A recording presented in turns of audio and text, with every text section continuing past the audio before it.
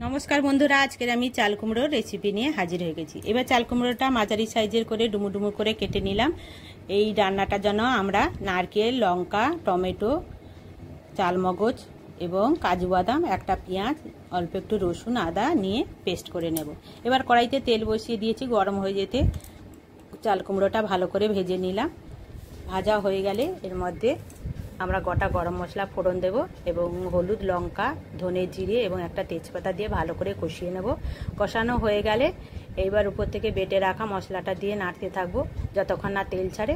তার উপর তেল ছাড়ার পরে আমরা ভেজে রাখা চাল কুমড়োটা দিয়ে দেব, দিয়ে ভালো করে কষিয়ে নেব। কষানো হয়ে গেলে উপর থেকে আমরা গরম জল দিয়ে দেব।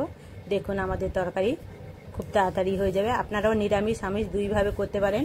এটা খেলে নিমিষের মধ্যে ভাত শেষ হয়ে যাবে।